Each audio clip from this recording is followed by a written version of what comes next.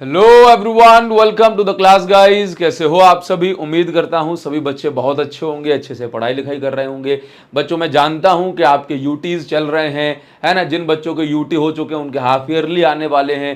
तो ऐसे में आपको फिजिक्स में न्यूमेरिकल का डर भी बहुत सता रहा होगा, क्योंकि सर थ्योरी तो हो जाती है ना, डेरिवेशन भी मैं कर लेती हूं, लेकिन न्यूमेरिकल में मैं अटक रही हूं या न्यूमेरिकल में मैं बहुत ज्यादा परेशान हूं।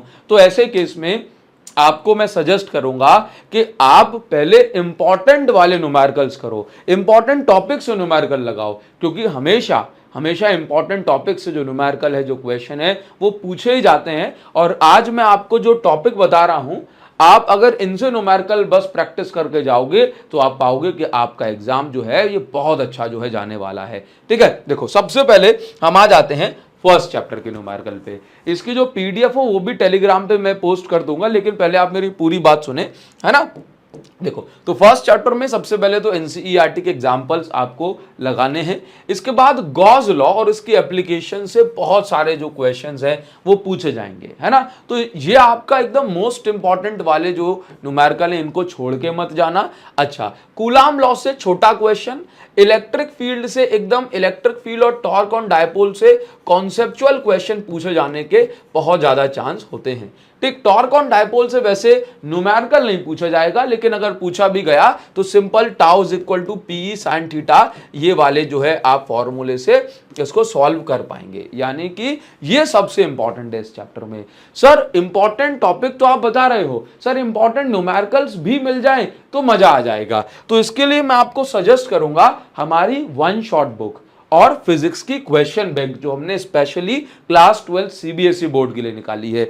इन दोनों बुक में क्या डिफरेंस है मैं आपको बता देता हूं। अगर आप फिजिक्स में सच में बहुत अच्छा स्कोर करना चाहते हैं तो आप हमारी जो एडुकार्ड की बुक है आप उसको प्रैक्टिस कर सकते हो। जैसे सबसे पहले मैं बात करूं हमारी क्वेश्चन बैंक की, तो जो बच्चे मोस्ट इंपॉर्टेंट क्वेश्चंस प्रैक्टिस करना चाहते हैं कि भाई आपके जो फिजिक्स के पेपर में क्वेश्चन फंसे ही फंसे, तो आप हमारी जो फिजिक्स की क्वेश्चन बैंक है इसको आप ऑर्डर करके प्रैक्टिस कर सकते हो। इसके अंदर आपको थ्योरी भी मिल जाएगी और क्वेश्चंस प्रैक्टिस करने के लिए भी मिल जाएंगे, है ना। इसके साथ साथ हम बात करेंगे हमारी वन शॉट बुक की। तो जो वन शॉट बुक है इसके अंदर हमने थ्योरी नहीं दी है ना, सिर्फ क्वेश्चंस प्रैक्टिस करने को दी है सॉल्यूशन के साथ। दोनों बुक में सॉल्यूशंस हैं, लेकिन इसमें हमने शॉर्ट में चैप्टर को माइंड मैप के फॉर्म में कवर किया है वन शॉट बुक के अंदर। तो अगर आप चाहते हो कि आपको एकदम कॉम्पैक्ट सी बुक मिले, है ना, जिसमें थ्योरी ना हो, बस क्वेश्चन प्रैक्टिस करने के लिए, थ्योरी के नोट्स तो आपके बने रखे हुए हैं, तो आप हमारी जो वन शॉट बुक है आप इसको ऑर्डर कर सकते हैं, है ना, एकदम सस्ते से प्राइस में है।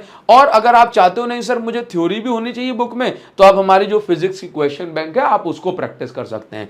दोनों एकदम बेस्ट बुक है, कंफ्यूजन मत रहना, जो आपका मन करे आप उसको ऑर्डर कर दो। ठीक है, ऑर्डर करने की जो लिंक है वो आपको इस वीडियो के डिस्क्रिप्शन में दी जाएगी, है ना, दोनों ही बुक की। तो आप जाकर के आप किसी भी बुक को जिसका आपका मन है वो प्रैक्टिस कर सकते हैं। ठीक है, अब देखो मैं आपको बता दूं कि दोनों के अंदर ही बेस्ट क्वेश्चंस हैं। आप इनको प्रैक्टिस कर लेंगे एक चैप्टर के, तो समझ लीजिए कि आप उस चैप्टर में अपनी पकड़ को एकदम मजबूत बना लेंगे और उस चैप्टर के सभी इंपॉर्टेंट क्वेश्चंस आप प्रैक्टिस कर चुके होंगे। तो ज्यादा लेट मत होना, अभी आपके एग्जाम से पहले अभी इसको ऑर्डर करो, प्रैक्टिस करो। एकदम शानदार बुक है, लास्ट ईयर भी भयंकर जो है प्रभावशाली जो इसका रिजल्ट है वो रहा है, इस बार भी जो है बहुत अच्छा रिजल्ट इसका रहने वाला है। क्लियर है? वीडियो के डिस्क्रिप्शन और कमेंट सेक्शन में मैंने आपको लिंक दे दी है।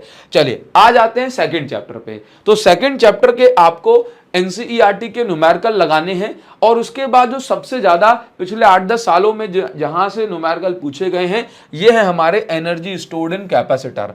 हाँ, इसका डेरिवेशन सिलेबस से सीबीएसई के लिए हटा हुआ है, वो आपको नहीं करना, बट इसके न्यूमेरिकल करने हैं। Potential energy of system of charges, कि मेरे पास अगर 2-3 चार्जेस का मैंने ग्रुप बना लिया तो विदाउट जो है इलेक्ट्रिक फील्ड या एक्सटर्नल इलेक्ट्रिक फील्ड में कितनी पोटेंशियल एनर्जी होगी, इस पर बेस्ड भी खूब जो है सवाल पूछे जाते हैं। भाई काफी इंपॉर्टेंट, मोस्ट इंपॉर्टेंट है। कैपेसिटेंस और डाइलेक्ट्रिक पर बेस्ड जो है आपको न्यूमेरिकल भी मिल सकता है, और कॉन्सेप्चुअल बेस्ड क्वेश्चन भी मिल सकता है। तो ये सभी क्वेश्चंस हमने अपनी बुक्स के अंदर कवर करके रखे हैं, जो आपका मन है उसको आप प्रैक्टिस जो है कर सकते हैं। डिफरेंस मैंने दोनों को ही बता दिया। कोई डाउट हो तो मेरी इंस्टा आईडी भी आपको डिस्क्रिप्शन में दी है, पूछ लेना। इसके बाद इक्विपोटेंशियल सरफेस को छोड़ करके मत जाना, यहां से जरूर आपसे कॉन्सेप्चुअल क्वेश्चन पूछा जाएगा। इसके अलावा यहां से जो E is equal to minus dv/dr है, इससे न्यूमेरिकल और कॉन्सेप्चुअल क्वेश्चन दोनों पूछे जा सकते हैं, इसलिए आप इसको अच्छे से, तो ये आपके इंपॉर्टेंट जो है टॉपिक्स हो गए। क्लियर। इसके बाद एनसीईआरटी मैं आपसे कुछ एंड में इस वीडियो के पूछने वाला हूं, जरूर से जवाब देना, आपके लिए बहुत काम की बात रहेगी। ठीक है। थर्ड चैप्टर में एनसीईआरटी के एग्जांपल्स फिर से बहुत जरूरी हैं। इसके अलावा किरचॉफ लॉ मोस्ट इंपॉर्टेंट है, इसको अच्छे से करें भाई। Relation between EMF, inter resistance, terminal potential difference, इसके जो क्वेश्चन से बहुत बहुत पूछे जाते हैं, आप इसको जरूर से करेंगे, है ना। ड्रिफ्ट वेलोसिटी और रेजिस्टिविटी पर बेस्ड न्यूमेरिकली बहुत पूछे जाते हैं। इस चैप्टर से आप ग्राफ को स्किप मत करना।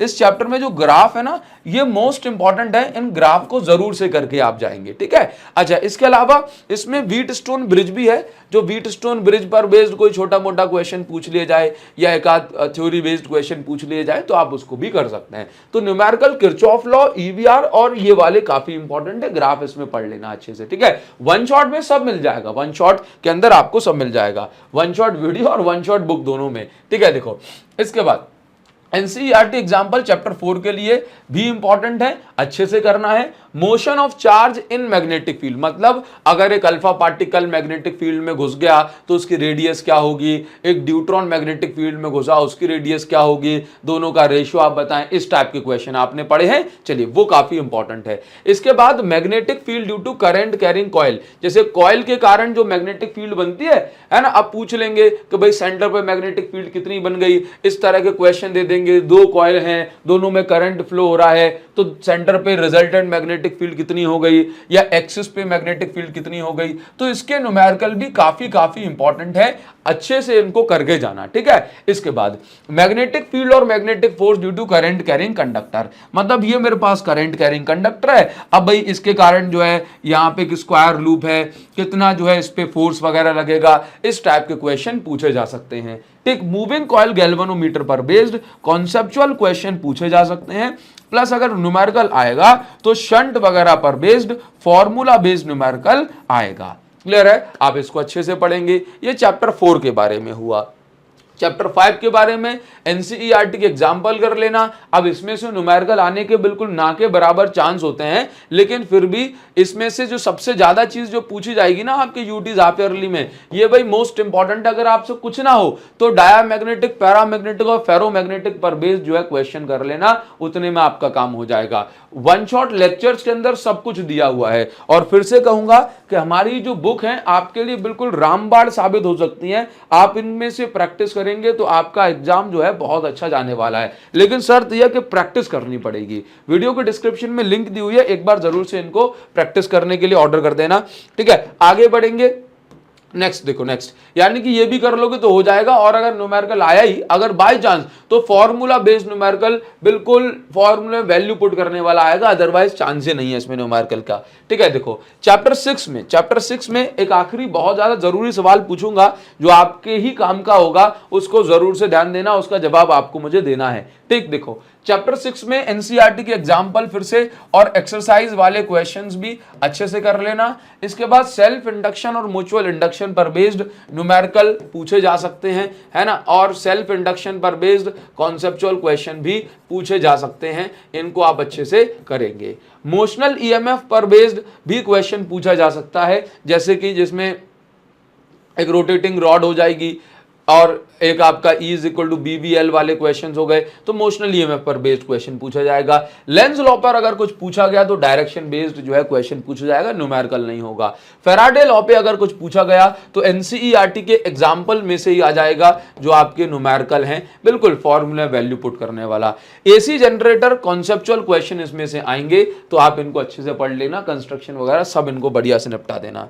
चैप्टर 7 में आएंगे तो एनसीईआरटी के एग्जाम्पल फिर से कर लेने हैं। ट्रांसफॉर्मर से बेहद ही ज्यादा क्वेश्चन पूछे जाते हैं, इसको छोड़ के नहीं जाना। न्यूमेरिकल एलसीआर सर्किट के लिए जो है काफी इंपॉर्टेंट है, एलसीआर सर्किट वाले इनको अच्छे से करना।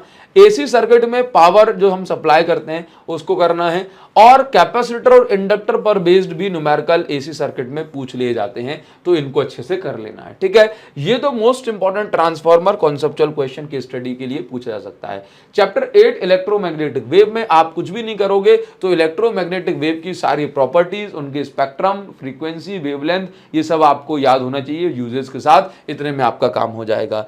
चैप्टर 9 बस रे ऑप्टिक्स और बता रहा हूं, उसके बाद इससे ज्यादा किसी स्कूल में अभी तक नहीं पढ़ाया गया होगा, क्योंकि कुछ स्कूल्स में पार्ट 2 का चैप्टर 9 पढ़ा दिया जाता है ना, इसलिए बता रहा हूं। देखो चैप्टर 9 में एक तो एनसीईआरटी का एग्जांपल हर एक चैप्टर में इंपॉर्टेंट है, कुछ ना हो तो ऑप्टिकल इंस्ट्रूमेंट करके चले जाना। मैं इसके मोस्ट इंपॉर्टेंट डेरिवेशन भी दे रहा हूं भाई, मुझे बच्चों के बारे में पता है।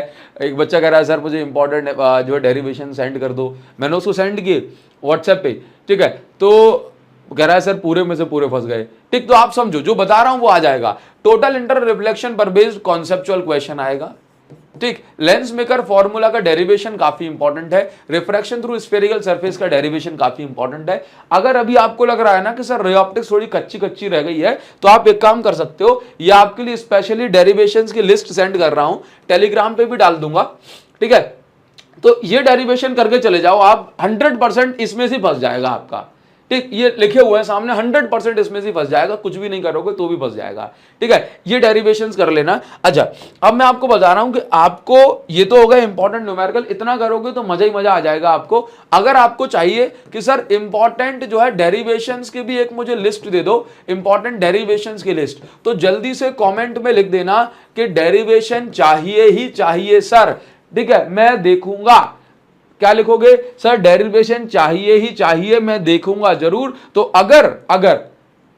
अगर 50 कमेंट भी ऐसे मिल गए मुझे, तो आपको कल के कल ही वीडियो मिल जाएगी। ठीक है, तो जल्दी से आप मुझे जरूर कमेंट में बताना सर इंपॉर्टेंट वाले डेरिवेशन और दे दो सर, मोस्ट इंपॉर्टेंट, मजा आ जाएगा। ठीक है, तो ये आपके लिए हो गया। कोई परेशानी आए तो हमारा विनर्स बैच भी है, उसके अंदर भी आप खुद को एनरोल कर सकते हैं। अदरवाइज आप बुक को भी ऑर्डर करके जो है बहुत अच्छी प्रैक्टिस कर पाओगे। ठीक है, तो मिलेंगे आपसे नेक्स्ट वीडियो में। Thank you so much guys, thanks a lot, see you in the next video. Thank you.